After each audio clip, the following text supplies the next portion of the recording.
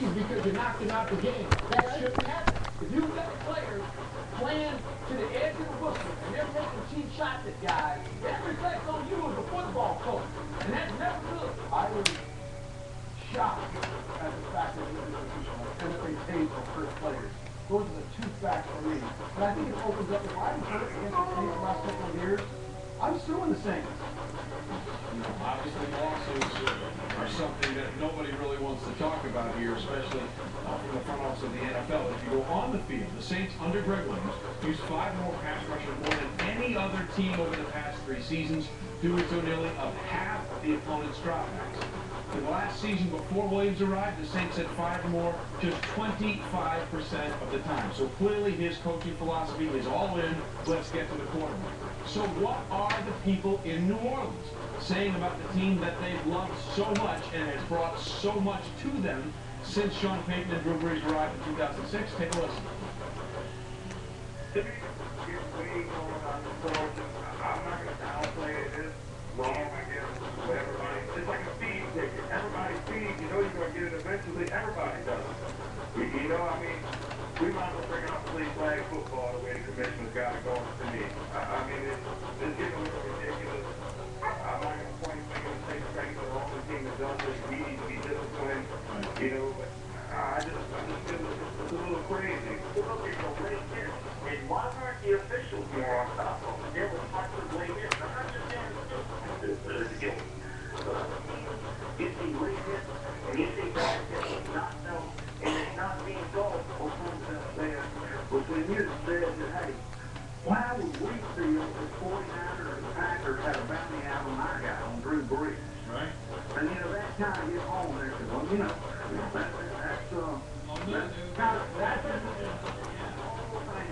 Well, no, but we be ranting and raving like Tim McDonald one line. We'll take it in that.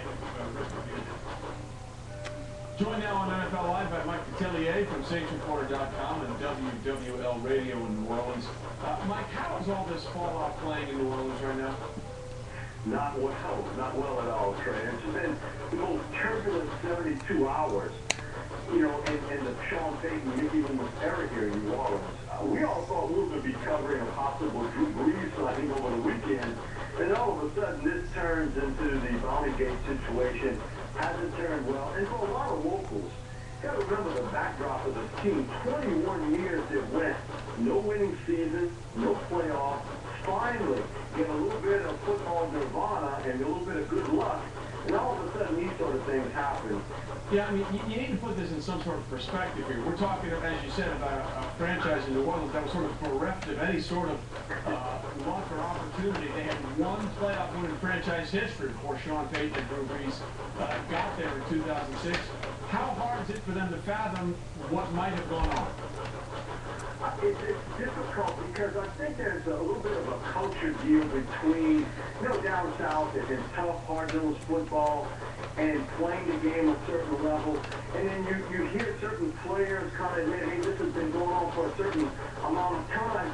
And I think for a lot of people out here, it's, hey, why are you picking on us? Well, the Saints were in the wrong place at the right time. And we know this is all being brought upon because of the litigation situations. The emphasis, Roger Goodell, has been put on safety. I remember the first meeting with Greg Williams when he came to New Orleans, and his first comment to me was, Wide Earp is in town, and I'm not here to take prisoners. So you knew the culture change was going to be there for the defense, and in 09, everything worked. The hard shots, the physical play, everything worked, and he was part of a championship football team. Since then, this football team has not played well on defense. And I wonder a little bit if some of that had to do with knowing he didn't have that great talent level, and this was maybe a way of spurring them on a little bit. Mike, in about the 30 seconds that we have left here, right now, who are the Saints fans saying is most responsible for this? Is it Tom Benson, the owner, Sean Payton, Mickey Loomis, the GM, or Greg Williams, then the defensive coordinator? I think it's squarely on Greg Williams at this point in time because of the fact he was the orchestra leader here. I think Mickey Loomis is probably the number 2 guy, but I think right now it was Greg Williams, and I think that they realized he was the guy who brought that culture here, brought that sentiment to the football team, and so he's getting the blame for all this. The story far from over. We'll see what happens over the next couple of weeks. Mike, we appreciate the time. Thanks. Thank you, Trey. Nothing works in that. Okay, so let's be honest. The more we talk about it, the more radio stations across the country talk about it, the more other national outlets and local outlets talk about it. It'll continue to be on the front page and the forefront of everybody's mind. With that in mind, in your opinions, as you guys know, the Cowboys had some issues when you were there in the 90s. When everybody's talking about it, how much does that affect, perhaps, how this thing plays out? Well, it's interesting because now we're exposing the underbelly of that subculture. That's been a part of the game my entire career, and I'm talking about before I was a pro. Since I was 7 years old, we had informal bounties all the time.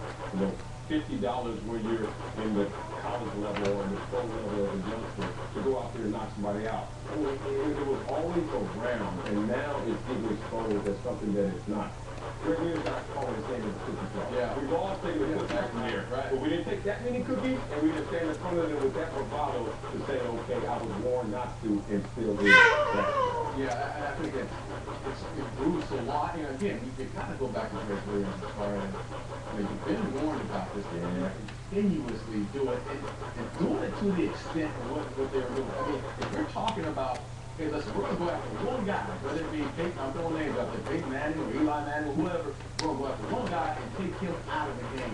That is totally dysfunctional. There's no way that you should go out, and that's about, to me, that's a boundary. A lot of times when we put money in the pot, it wasn't about a boundary. It was about an interception or whatnot.